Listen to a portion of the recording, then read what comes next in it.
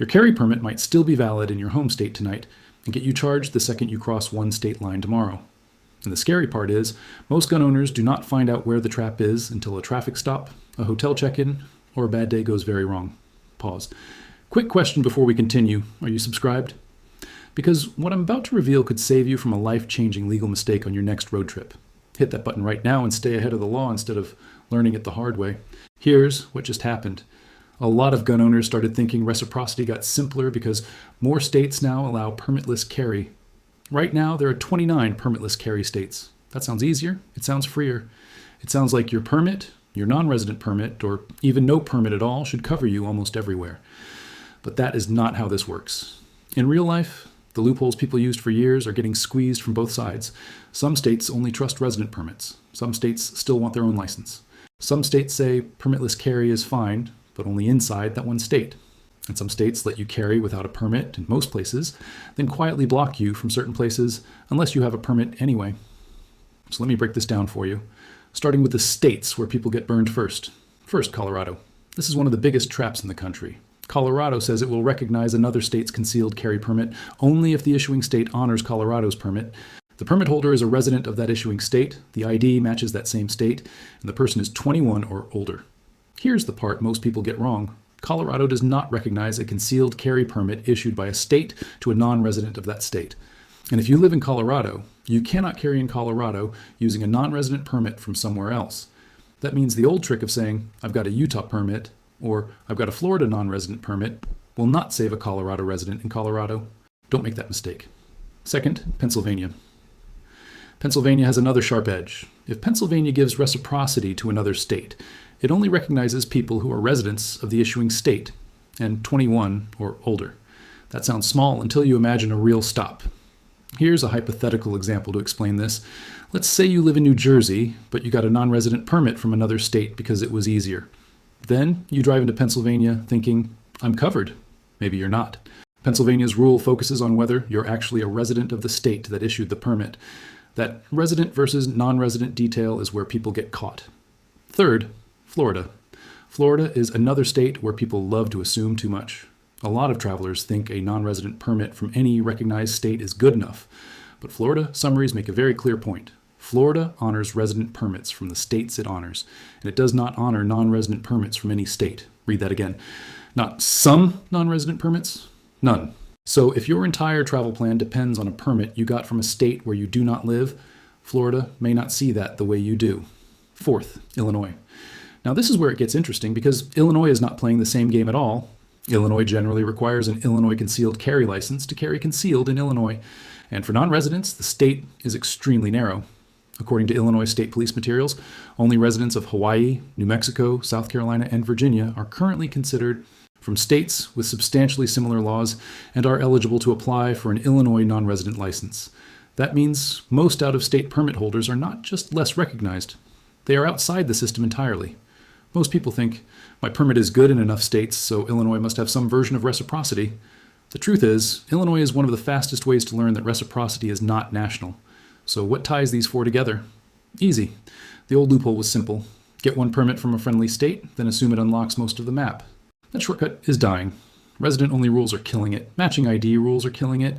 Illinois-style get our license or don't carry systems are killing it. And if you don't know that before you travel, here's what could happen. You get pulled over. The officer asks if you have a firearm.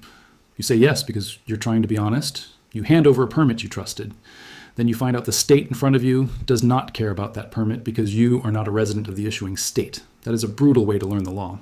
If you're finding this helpful, imagine what you'll learn in my next video about the 5 words that can protect you when police start asking questions about your gun. Subscribe right now so you don't miss it, because small legal details like this are where big cases start. Now let's talk about the next 3 states, because this is the part nobody talks about. These are the states where permitless carry makes people feel safe, but the permit still matters more than they realize. Fifth, Maine. Maine allows permitless concealed carry for people who qualify, including non-residents. That sounds like good news, and in many ways it is, but wait, there's something even more important. Maine also says there are still situations where an optional handgun permit lets you carry in places or during activities where an unpermitted person cannot. The examples are specific. Acadia National Park, state parks, regular archery deer hunting, even certain locked vehicle situations on work premises. So if you hear somebody say, Maine is permitless, so permits don't matter there, that is flat wrong. In Maine, the permit can still expand where you can legally go. Sixth, Michigan. Michigan is broad in one way and strict in another. If you are a resident of another state and licensed by that state to carry a concealed pistol, Michigan will recognize your permit. Sounds easy, right? But here's the hidden issue. Michigan's rule is tied to being a resident of another state and licensed by that state. So again, residency matters. If your permit came from a state where you do not live, you need to slow down and make sure your paperwork matches your legal reality.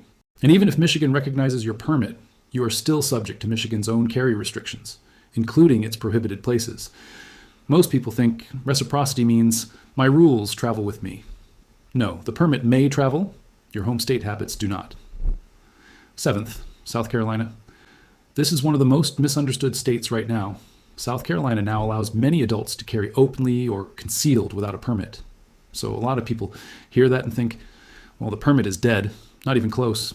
South Carolina Law Enforcement Division says the CWP still gives you reciprocity with other recognizing states and makes buying a firearm from a dealer easier. And South Carolina still has a long list of prohibited locations like schools, courthouses, medical facilities, public buildings, and posted private property. So here's the crazy part. A state can become more carry-friendly overall and still punish lazy assumptions. If you treat permitless carry like a magic pass, you can still walk straight into a prohibited location problem. Now, quick legal note, this is educational information, not legal advice. Always consult an attorney for your specific situation. And while we're here, I need to kill one huge myth. Some people think Congress already passed national concealed carry reciprocity, and all of this is old news. No, there is a federal reciprocity bill being debated, but it is not the law of the land right now. So if a guy at the range tells you none of this matters anymore, federal law fixed it, do not trust that. Not today, not on your next trip, not with your freedom on the line. Let me give you a simple way to think about this. There are really three different systems fighting each other at once. System 1 says, we honor permits, but only if you live in the issuing state. System 2 says, we allow permitless carry here, but that does not help you everywhere else. System 3 says, even if carry is allowed, some places still require a permit or block you completely. That clash is why travelers keep getting confused. Hey, 73% of people watching right now aren't subscribed. Don't be part of that group. Join the gun owners who want real updates before the next law change, not after an arrest, a confiscation, or a court date. Click subscribe and stay in front of this stuff. Now let's hit the last 3 states, because these are where the I thought permitless carry meant permitless carry mistake can hurt you fast. 8th, Texas. Texas allows permitless carry in most public places for people who qualify. That's the part everybody knows. Here's the part many people skip. Texas still says a license to carry gives benefits that unlicensed carry does not.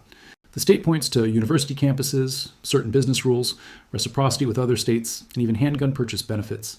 So imagine you're driving across Texas with a handgun and later visiting a university campus. If you assumed permitless carry covered everything, you could be wrong at the exact moment it matters. In Texas, licensed carry and unlicensed carry are not the same thing. 9th, Tennessee. Tennessee says a facially valid handgun permit from another state is valid in Tennessee according to its terms and treated like a Tennessee permit. That sounds broad, and it is. But Tennessee also says if you become a Tennessee resident, you must get a Tennessee handgun permit within 6 months of establishing residency. And the state warns that there are still places where handguns are prohibited. So the trap here is not just reciprocity, it's transition.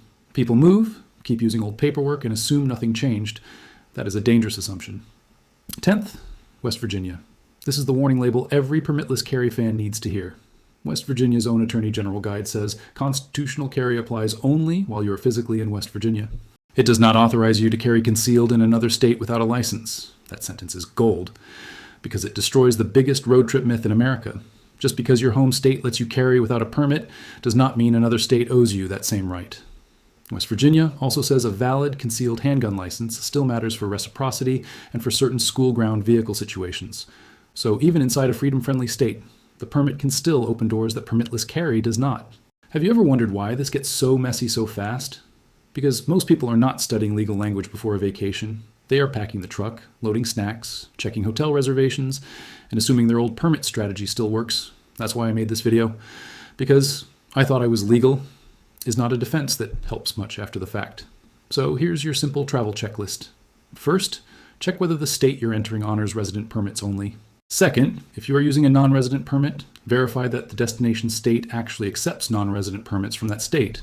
Third, if your home state is permitless carry, do not assume that means anything outside your state line.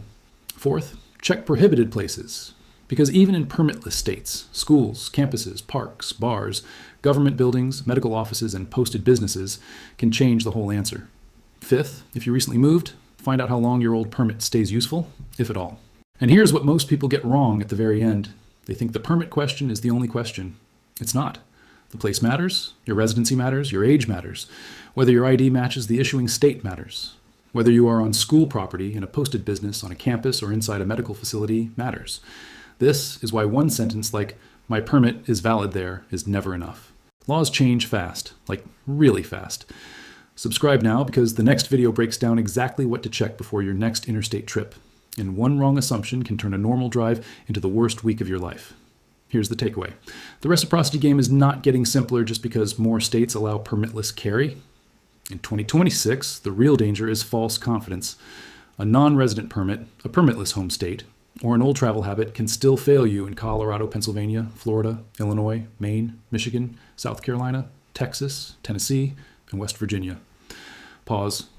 So do yourself a favor. Subscribe, share this with the gun owner in your family who thinks one permit solves everything, and stay alert because the law moves faster than rumors do. And simple disclaimer before you go, this video is for education only, not personal legal advice. Always check the current law in every state you enter, and talk to a qualified attorney if you need advice for your exact situation.